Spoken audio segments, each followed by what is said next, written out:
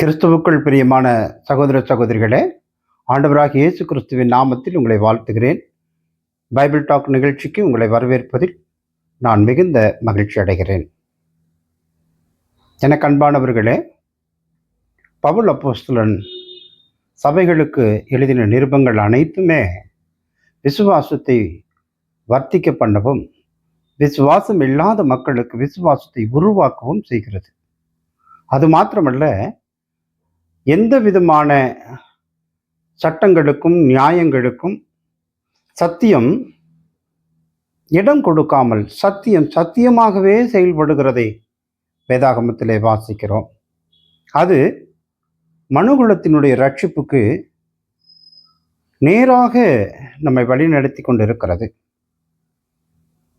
பிரியமானவர்களே, கொரிந்து சபையில கொரிந்து மக்களிடத்துல இருந்த தியாகங்களும் அர்ப்பணிப்புகளும் எதையாகிலும் கடவுளை நாம் பிரியப்படுத்த வேண்டும் என்று கடவுளுக்காக செய்யக்கூடிய ஜனங்கள் அதிகமாக இருந்தார்கள். நான் இதை கடவுளுக்கென்று செய்கிறேன், தேவனுக்கென்று செய்கிறேன், கிறிஸ்துவுக்காக நான் இதை செய்கிறேன் என்று சொல்லி தங்களை தாங்களே முன் வந்து அர்ப்பணித்த ஜனங்கள் அதிகம். 13ஆம் அதிகாரத்தில் 1 சில வசனங்களை நான் வாசிக்கிறேன். நான் மனுஷர் பாஷைகளையும் தூதர் பாஷைகளை பேசினாலும் அன்பு எனக்கு இராவிட்டால் சத்தமிடுகிற வெண்கலத்தைப் போலவும் ஓசையிடுகிற கைத்தாளத்தைப் போலவும் இருப்பேன்.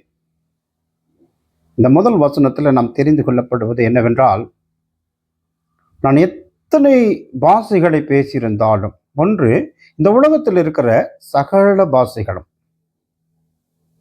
எந்த நாடுகளிலே எந்த பாஷைகள் பேசுகிறார்களோ அத்தனை பாஷைகளை பேசியிருந்தாலும், எழுத்து வடித்திலும் இல்லாத பாஷைகள் உண்டு, அந்த பாஷைகளையும் நான் கற்று இருந்தாலும், உலகத்தில் இருக்கிற சகல பாஷைகளை நான் கற்றிருந்தாலும், இந்த பரலோகத்தில் பேசப்படுகிற பாஷைகள் இருக்கிறது. எப்படி மனிதர்கள் பேசுகிறார்களோ, பறவைகள் பேசி கொண்டிருக்கிறதோ, மிருகங்கள் பேசி கொண்டிருக்கிறதோ, அதே போலவே தூதர்கள் பேசுகிறார்கள்.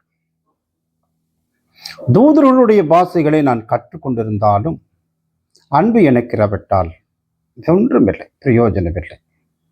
ஆகவே எத்தனை நாட்டுக்கு சென்று சகல ஞானத்தையும் கற்று தேறினாக இருந்தாலும் எனக்கு அன்பு இல்லாவிட்டால் நான் பிரயோஜனமில்லை.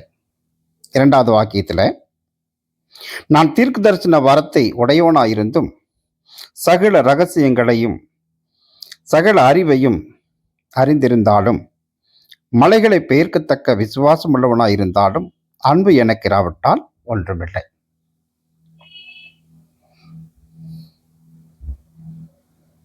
தீர்க்க தரிசனங்கள், ஒன்று நிகழும் காரியங்களை வெளிப்படுத்துவது, எதிர்காலத்தை வெளிப்படுத்துவது, மறைக்கப்பட்ட ரகசியங்களை வெளிப்படுத்துவது. இவ்வளவு வரத்தை ஒருவன் உடையவனாயிருக்கிறான், அவனிடத்தில் அன்பு இல்லை என்றால்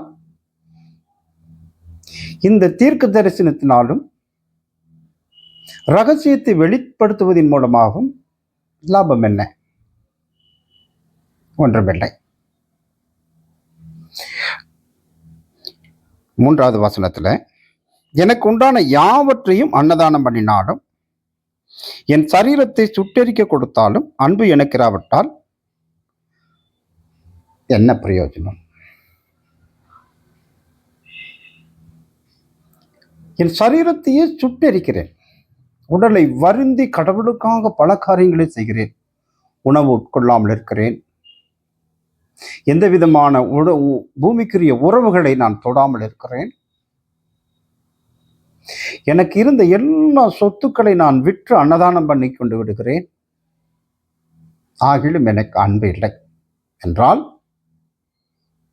இவ்வளவு அர்ப்பணிப்பு, இவ்வளவு தியாகம் யார் செய்ய முடியும்? பிரியமானவர்களே, இவ்வளவு தியாகத்தை செய்திருந்தாலும் அன்பில்லாதவனாய் நான் இருப்பேனேயானால் பிரயோஜனம் ஒன்றுமே இல்லை. 3 சம்பவங்களை ஞாபகப்படுத்திக் கொள்வோம். ஒன்று, நான் எல்லா நாடுகளுக்கு சென்று எல்லோரோடு பேசும் அற்புதமான வரம், பேச்சு வரம். இந்த பேச்சாற்றலினாலே நான் உலகத்தில் இருக்கிற சகல ஜனங்களையும் கவர்ந்து கொண்டாலும், வானத்தில் இருக்கிற எல்லா தூதர்களையும் நான் கவர்ந்து கொண்டாலும், தூதர்களோடு பேசுவது,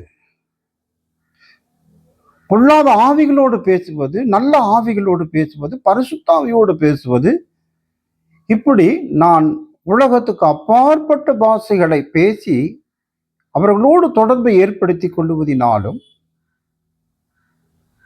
அன்பு இல்லை. எனக்கு இருக்கிற விசுவாசம் மலையை பார்த்து போய் என்று சொல்லுகிறேன், அது போய் விடுகிறதுனாலும் அன்பு எனக்கு இல்லாவிட்டால் ஒன்றுமில்லை. எவ்வளவு ரகசியத்தை வெளிப்படுத்தினாலும் பிரயோஜனமில்லை. எனக்குண்டான எல்லாவற்றையும் நான் விற்று அன்னதானம் பண்ணினாலும்,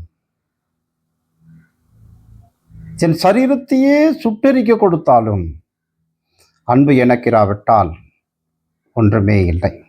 ஆக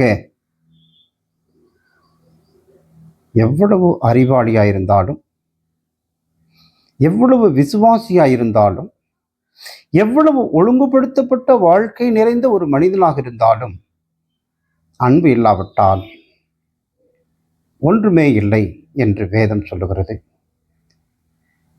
பிரியமானவர்களே, நீங்கள் இவ்வளவு செய்து உங்களை ரட்சித்துக் கொள்ள முடியுமா?